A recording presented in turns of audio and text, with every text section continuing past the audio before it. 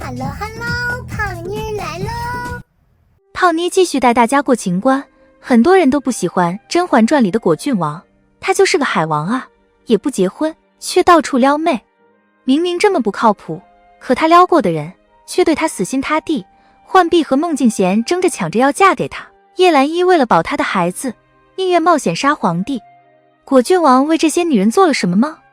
孟静娴的部分在电视剧中没有过多的展现，只知道她在年少时就对果郡王一见钟情，多年的感情积压，所以才会心甘情愿的嫁给他当侧福晋。被果郡王收留的丫鬟彩萍也是，后来因为长相太出众了，还会弹一手古筝，被浣碧一通忽悠，说是给果郡王报恩，就被送到皇上身边，他也是义无反顾的去了。只可惜最后被无脑三皇子连累，害死了他。其他人因为是配角，基本上都是一掠而过。咱们先从浣碧身上来看看。果郡王第一次见浣碧，是浣碧勾引皇上不成，反被皇上说绿裙红花俗气，他气得跑到树下哭。一个不起眼的小宫女，本来果郡王不用理会的，可他却停下来问浣碧为什么哭，还说绿裙配红花很好看啊。简单的几句安慰，立下了平易近人的人设。浣碧从此对果郡王便不一样了，所以后来只要遇到麻烦事儿，浣碧总是第一个想到果郡王。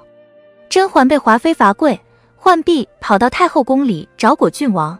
甄嬛想要蝴蝶复宠，浣碧又跑去找果郡王，而果郡王每次都帮她了，还对她礼貌有加。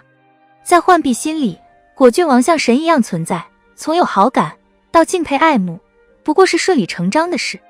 从浣碧和果郡王的交往里，大概也能猜出来他和叶澜依是怎么相处的，估计也是一通赞美。叶澜依一直喜欢穿绿色的衣服，就是因为果郡王说她穿绿色好看，套路简直一模一样。赞美别人本来就是一件极讨巧的事情，毕竟人人都喜欢被赞美。如果赞美你的人恰恰又是身居高位者，效果会翻10倍。除了赞美，果郡王对浣碧和叶澜依都很客气礼貌，给人的感觉就是他非常重视他们。胖妮以前不太明白，为什么果郡王对这些女人好一点，他们就愿意为他做一切，这完全不对等啊。直到看到了这句话，上对下有理，则理半功倍。咱们继续讲叶澜依，她可以为了果郡王连命都不要，那果子狸对她又做了什么呢？叶澜依原是圆明园中的驯马女，曾经因生病无人帮其医治，而果郡王恰好遇到她，并顺手帮助了她。浣碧和叶澜依都只是宫女，位置比较低，但果郡王是亲王，属于上位者。一般来说，上位者对宫女颐指气使比较正常，但果郡王反其道而行之，对这些最不起眼的宫女礼貌有加，并且愿意帮助他们，所以非常简单，就俘虏了他们的心，让他们愿意为他不顾一切的付出。胖妮曾经以为他们之间的关系也仅限于此，叶澜依单方面喜欢果郡王，而果郡王却不曾对她动过心，两人的关系止于朋友阶段。但是多刷《甄嬛传》后却发现，很多细节都在暗示他们之间的关系并不是这么简单。叶澜依有一次去宫中表演，无意中遇到了果郡王。他说，王爷好久都没来圆明园了。果郡王说，下次一定去看你。我们可以设想一下，如果他们之间的关系是清白的，那么果郡王为什么要说下次去圆明园看你，而不是去骑马或者度假看风景？而且从叶澜依的询问中可以得知，果郡王是那里的常客，只是后来因为甄嬛在凌云峰的原因，所以去圆明园的次数才变少。退一步讲，即使他和叶澜依没有关系，身处古代的他随随便便说出这句话，真的是合适的吗？还是他本就是这么随意的人呢？后面的剧情中，叶澜依看到甄嬛戴着珊瑚手串，便质问甄嬛这个为何会在她的手中，并且叶澜依还知道这个手串的来源。而这时的甄嬛却什么都不知道。这手串是果郡王从不是人的物件，这4个字说明了他不会轻易把这个手串带出去，所以给他生儿育女的甄嬛才会对这个一无所知。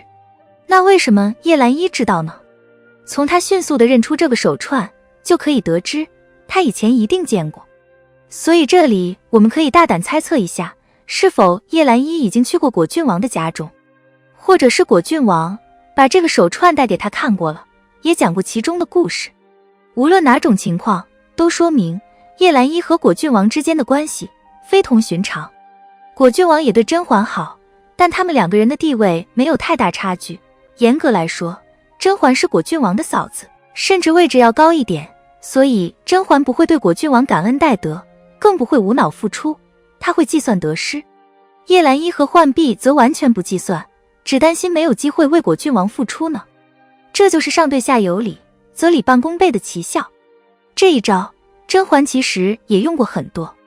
第1集里面，她为玲珑解围，还送了她一对耳环，换来的是玲珑总想报答她。虽然那时她们都是秀女，但甄嬛家世好，各方面都碾压玲珑，所以她礼待玲珑，玲珑会非常感激。后来玲珑进宫受宠，两个人的差距越来越小，感激也就不复存在，甚至最后反目成仇。这里面一部分是玲珑这个人确实太小心眼，另外一部分原因则是因为那种身份的碾压已经不存在了。一切事情都是动态的。甄嬛和敦亲王妃走得近，也是因为家宴上敦亲王妃身体不适，甄嬛及时过去问候。那时甄嬛是皇上最宠爱的人，娇丽妆都流传到宫外了，敦亲王妃也化了这个妆容。这说明在敦亲王妃心里，甄嬛是个榜样人物。甄嬛主动对她示好，她自然印象深刻，所以后来甄嬛失宠，她还特意送去了礼物。其实甄嬛后来团队越来越大，都跟这一点有关。再次回宫后，她不是婉贵人或婉嫔，而是熹贵妃，又有4皇子做养子，虽然没有皇后的位分，实际上已经压过皇后，成为后宫最有权势的女人了。她只要稍微对别人好一点，别人都愿意站在她这边，因为她不管对谁，基本上都是上对下有理。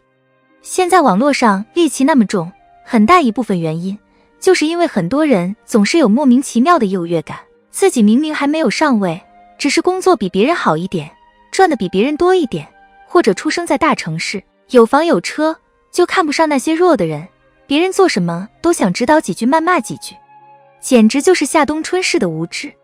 不要觉得上对下有理只针对那些厉害的人，其实每个人都可能用得上，因为总有一些人在某些方面比你弱。对别人有理，最终是对你自己有好处的。